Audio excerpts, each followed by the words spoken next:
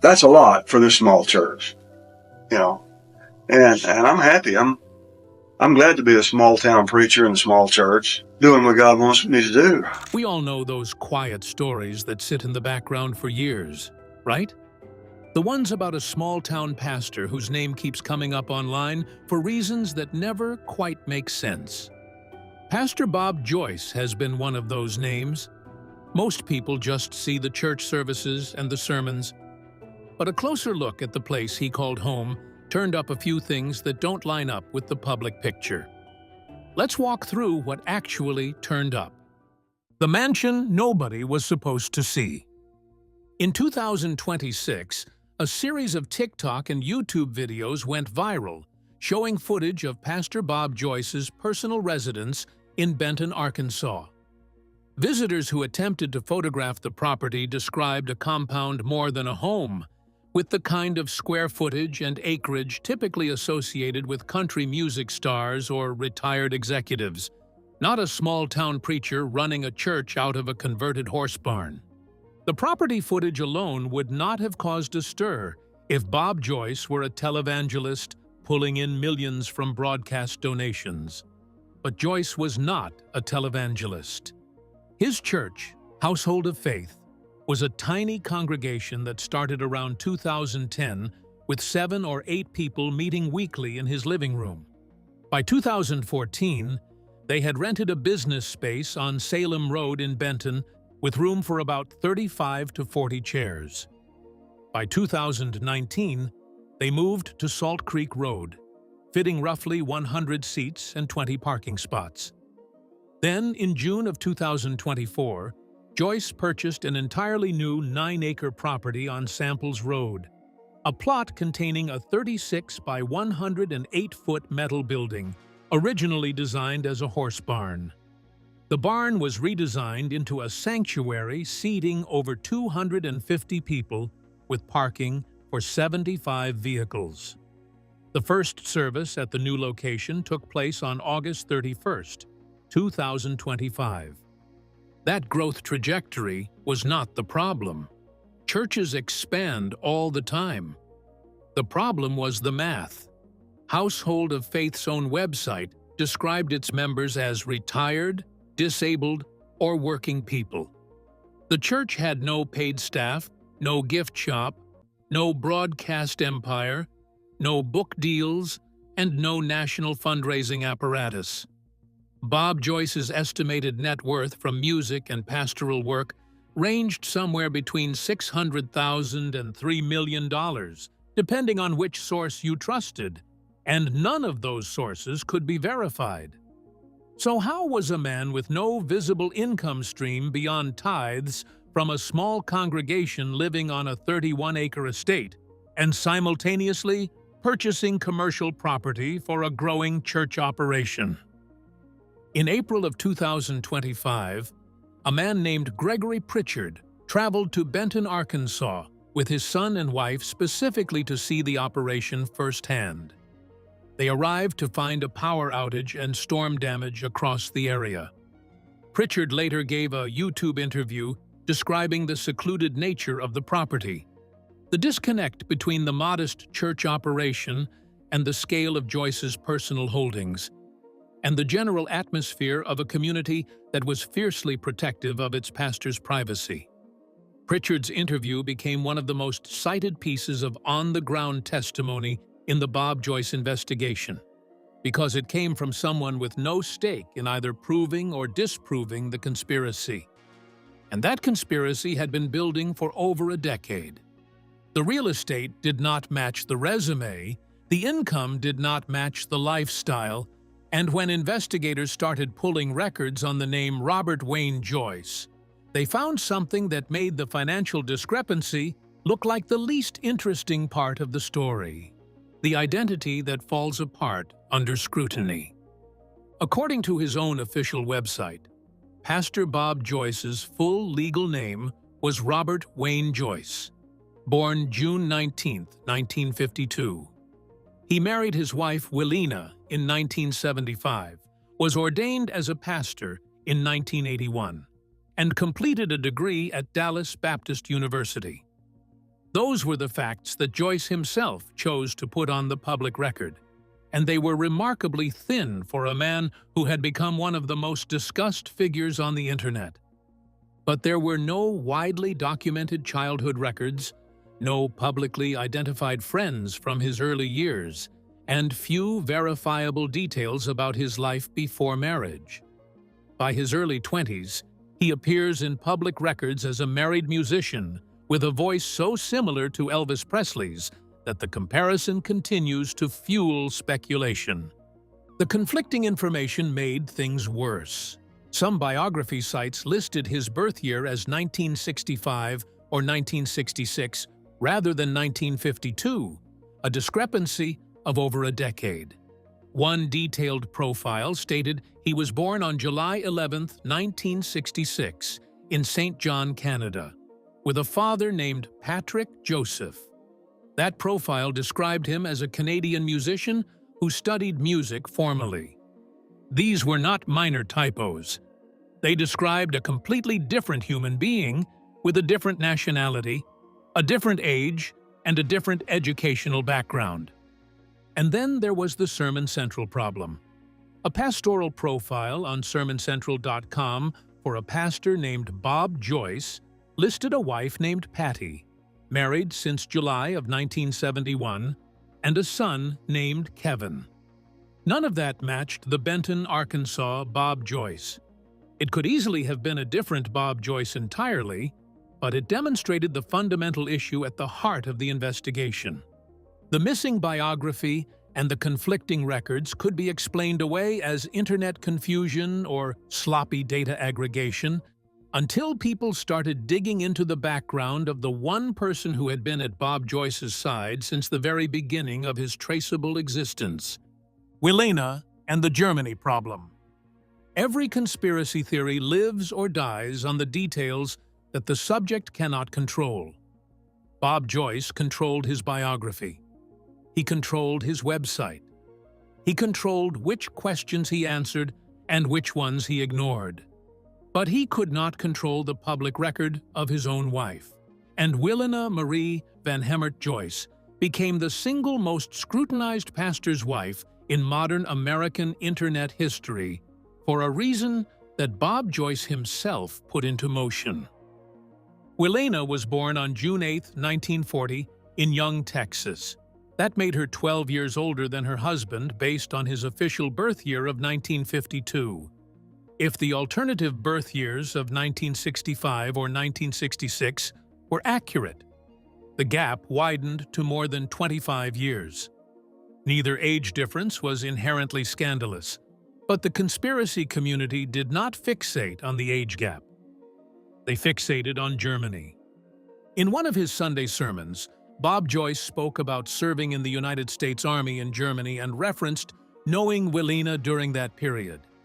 Elvis Presley served in the Army at Ray Barracks in Friedberg, Germany, from October of 1958 to March of 1960. His romantic life during that deployment was extensively documented, including relationships with several women in the area. If Willena Van Hemert was born in 1940, she would have been 18 or 19 years old during Elvis's time in Germany, the perfect age for someone moving in his social circles. If Bob Joyce was born in 1952, as he claimed, then he was 6 years old when Elvis was stationed in Germany, and his own sermon reference to Army service there and knowing Willena during that period made absolutely no sense. If the sermon was truthful, then the birth year was a lie. And if the birth year was a lie, then the question of who Bob Joyce really was cracked wide open. A fact check debunked a widely shared photograph that supposedly showed young Willena with Elvis, identifying the woman in the image as Claudia Stefaniak Mansfield, born in 1939, who married Rex Mansfield and was a completely different person. But no fact check could debunk the sermon clip, because those were Bob Joyce's own words, recorded on his own church camera, uploaded to his own YouTube channel. The Germany reference was not a slip of the tongue from a man who occasionally misspoke.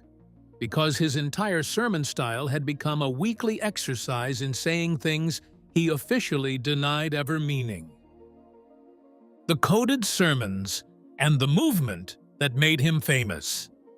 There is a particular kind of public figure who becomes powerful not by what they say directly, but by what their audience believes they are saying underneath. Bob Joyce mastered that dynamic so completely that by 2025, every one of his Sunday sermons was treated by a significant portion of his followers as a coded briefing rather than a gospel message. The most cited example was a line he delivered from the pulpit about learning to play music on a $10 guitar when he was a boy. The reference was immediately connected to the well-documented story of Elvis Presley's parents scraping together money to buy their son a cheap pawn shop guitar as a child, a scene dramatized in the 2022 Elvis biopic. Joyce never said the name Elvis. He never connected the guitar story to anyone other than himself. But the phrasing was so specific, so emotionally loaded, and so precisely aligned with Presley's origin story that his audience drew the line without any help. Week after week, the sermons followed the same pattern. References to temptation, fame, the entertainment industry, the evils of worldly success, the traps that destroy men who are given too much, too young. He spoke about these subjects not like a preacher drawing from Scripture, but like a man drawing from a very specific personal history that he refused to name. That ambiguity was the engine that drove his entire public persona, because it allowed him to be two things at once without ever admitting to either. By 2024, Bob Joyce was performing at George Magazine Live, a convention held in Hot Springs, Arkansas, run by Gene Ho, Donald Trump's former campaign photographer. George Magazine was a reboot of the publication originally founded by John F. Kennedy Jr. in 1995, and its new incarnation had become a gathering point for far-right political figures, QAnon speakers, and conspiracy theorists who believed JFK Jr. had faked his own death. The parallels were not subtle. A magazine built on the belief that one famous man faked his death was headlining a pastor that millions believed was another famous man who faked his death. Joyce returned for the 2025 event, delivering a Sunday sermon at the Bank OZK Arena before hundreds of attendees who paid between $145 and $475 per ticket. His church website posted a careful disclaimer noting that George Magazine featured many viewpoints, including some which were not Christian, but the disclaimer did nothing to slow the momentum. The fame and the mystery attracted a massive online following, and that following became the hunting ground for something far more dangerous than a conspiracy theory: the scam industry that feeds on his silence. The front page of bobjoyce.org in 2026 read less like a church homepage and more like a fraud alert bulletin. The site carried prominent warnings that Bob Joyce did not send private messages, did not have conversations online, did not use direct messaging on any platform, and did not ask for gift cards, money app payments, Apple payments, or anything involving cryptocurrency. The warnings existed because real people were losing real money to scammers who had weaponized the Elvis conspiracy into a profitable fraud operation. Dozens of fake accounts had been created across Facebook, Telegram, TikTok, Rumble, Truth Social, Twitter, Cash App, and WhatsApp, all using Bob Joyce's name, photographs, and sermon clips. The scammers built relationships with followers, many of them elderly, many of them emotionally invested in the belief that Joyce was Elvis, and then asked for money. Some accounts had thousands of followers. AI-generated deepfake videos made the situation worse, with manipulated clips circulating that appeared to show Joyce making confessions he had never made. The church acknowledged these fabricated videos directly on its homepage. The cruelty of the scheme was its precision. The victims were not random internet users. They were people over 50, often isolated, often deeply invested in nostalgia for Elvis Presley, who believed they had found something miraculous in a small-town Arkansas church. Their emotional vulnerability was the product, and Bob Joyce's deliberate ambiguity was the supply chain. Every coded sermon that hinted without confirming, every refusal to take a DNA test, every Sunday performance of an Elvis gospel song delivered in a voice indistinguishable from the original, all of it fed the belief system that made the scams possible. The scam epidemic forced the church into a defensive posture it had never anticipated, but the most disturbing thread in the entire Bob Joyce story had nothing to do with money and everything to do with a locked door on the second floor of the most visited private home in America. The Graceland connection and the sealed second floor. Graceland, Elvis Presley's 13-acre estate in Memphis, Tennessee, has been open to the public since 1982. Visitors can walk through the downstairs rooms, see the famous Jungle Room, visit the meditation garden where Elvis is buried, and explore museums filled with memorabilia. But the second floor of Graceland has been sealed since Elvis's death on August 16, 1977, and almost no one from outside the Presley family has ever been allowed upstairs. Nicolas Cage gained access to the second floor during his brief marriage to Lisa Marie Presley in 2002. In a later interview, Cage described lying in Elvis's bed and seeing a small fiber-optic light fixture on the ceiling that created a starscape effect, a detail so intimate and so personal that it humanized the king in a way no museum exhibit ever could. Cage also confirmed that he did not sit on Elvis's toilet, debunking a tabloid rumor that had followed him for decades. In 2024, Oprah Winfrey was given a private tour of the second floor by Riley Keough, Elvis's granddaughter and the current sole trustee of Graceland. Lisa Marie Presley left the estate to Keough after her death in January of 2023, and Keough subsequently became the gatekeeper of everything that remained behind the sealed staircase. The conspiracy community connected the sealed second floor directly to Bob Joyce. Multiple viral videos claimed that someone had discovered Joyce living on the second floor of Graceland, a claim so outlandish that it should have died on arrival, but instead accumulated millions of views. Other videos alleged that Joyce visited Graceland every Christmas to reunite with his family. None of these claims had any verifiable evidence behind them, but they thrived because of the same information vacuum that powered every other branch of the conspiracy. Riley Keough had recently resolved family trust disputes with Priscilla Presley over control of the estate, and rumors briefly circulated that Keough had changed the locks on the upstairs doors and archives, which Graceland publicly denied.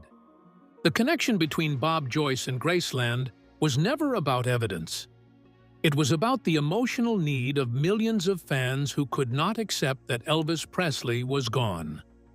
The sealed second floor became a metaphor for everything they wanted to believe was still hidden, still alive, still waiting to be revealed. And Bob Joyce, whether he intended it or not, had become the vessel for that belief. The Graceland mythology added a layer of romantic tragedy to the conspiracy, but the cold reality of who Bob Joyce actually was came down to one question that he had spent his entire public life refusing to answer. The man who will not prove he is not Elvis. DNA testing in the modern era is fast, cheap, widely available, and legally straightforward. A simple cheek swab, processed by any accredited laboratory, could end the Bob Joyce conspiracy permanently. Bob Joyce has never taken a DNA test, and there is no indication that he ever intends to. His website has never addressed the DNA question directly. His sermons have never addressed it. His church administrators have never addressed it. In a 2026 article by DH Music examining the viral DNA file claim, the publication confirmed that no credible forensic institution, court, medical authority, or major news organization had publicly confirmed the existence of any DNA evidence proving that Elvis Presley lived beyond 1977.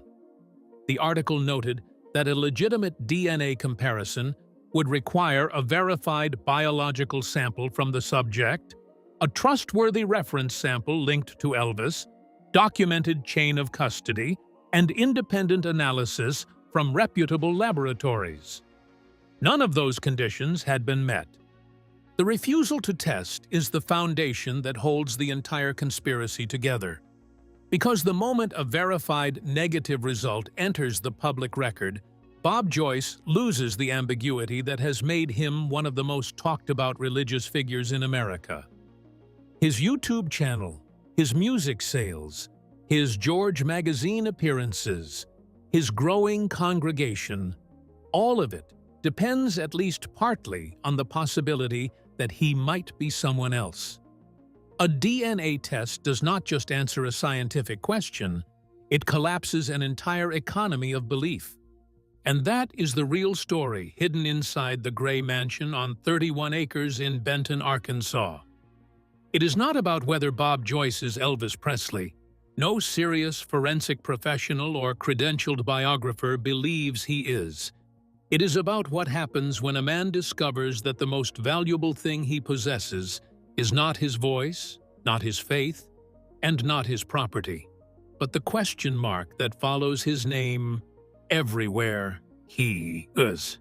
Robert Wayne Joyce has built a life, a church, a following, and a fortune on the single most powerful currency in modern media: uncertainty.